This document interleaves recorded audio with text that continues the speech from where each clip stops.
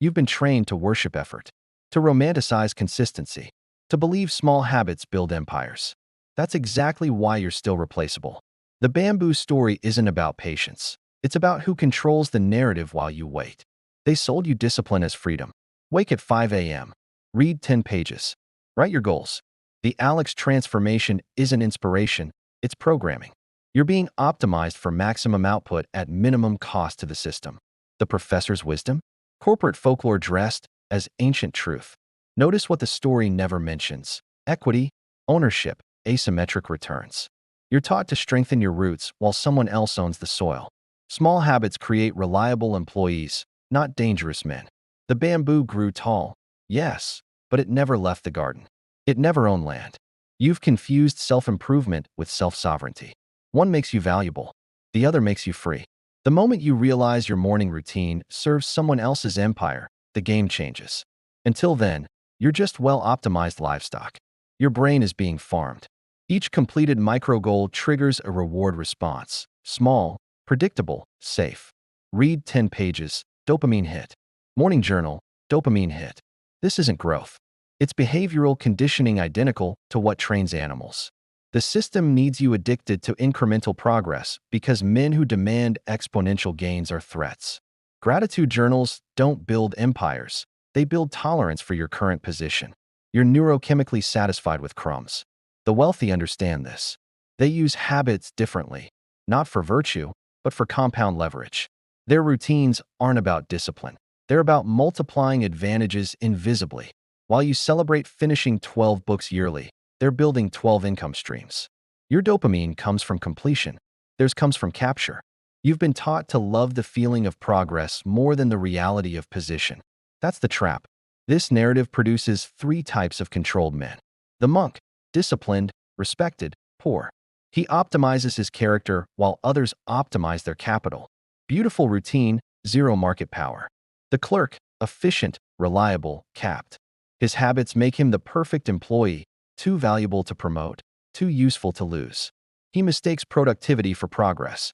The believer, patient, consistent, waiting. He's convinced his bamboo moment is coming. It won't. He's been planted in someone else's garden.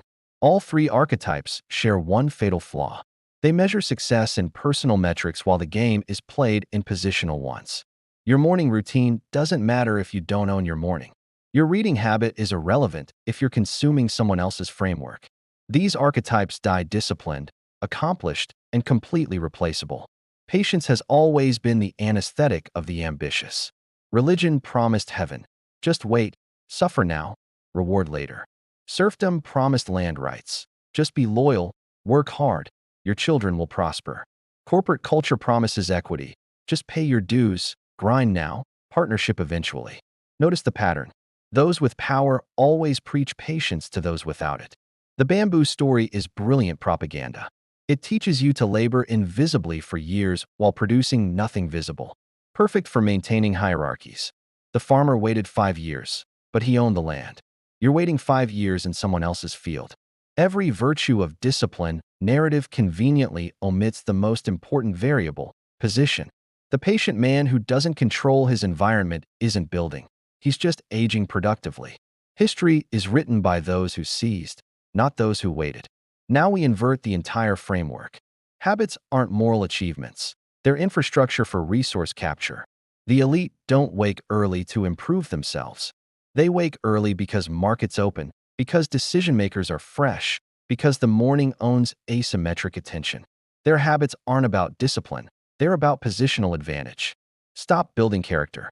Start building leverage. Your routine should answer one question. Does this compound my ability to capture value while others sleep? Reading becomes pattern recognition for market inefficiencies. Exercise becomes energy management for high-stakes decisions. Gratitude journals become asset inventories. The goal isn't to become disciplined.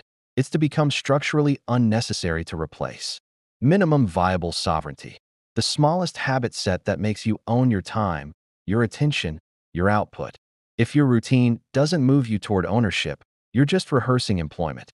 The person who started this video must die. The motivated, humble, hardworking identity is the mask of the governed. You're about to replace it with something the system cannot absorb, The architect. You don't improve. You design systems that extract value autonomously. You don't set goals. You engineer asymmetric positions where your downside is capped and upside is exponential. You don't practice gratitude. You audit dependencies and eliminate them systematically. This isn't self-help. This is self-sovereignty surgery. The architect measures progress in percentage ownership, not personal growth. In attention monopolies, not morning pages. In exit optionality, not resume bullets. When someone asks your secret, you don't mention habits. You mention what you own. The separation begins when you realize you've been optimizing the wrong variables your entire life. Most men never recover from this realization. A few become unrecognizable. You're now in the liminal space. You've seen the mechanism. Most will close this video and return to their routines, slightly uncomfortable, but ultimately unchanged. They'll keep reading their 10 pages, writing their journals, waiting for their bamboo moment. They're already gone. But some of you, very few, will experience the separation event. The moment you realize you've been building someone else's empire with your discipline. The moment you understand that patience without position is just consent. The bamboo grew 80 feet in 6 weeks. Impressive, but the farmer owned the harvest. The question isn't whether you can be disciplined. It's whether you can be dangerous. You now have 2 paths. One keeps you useful, optimized, valuable to the system. One makes you structurally unnecessary to replace. Choose quickly. The patient ones are already behind.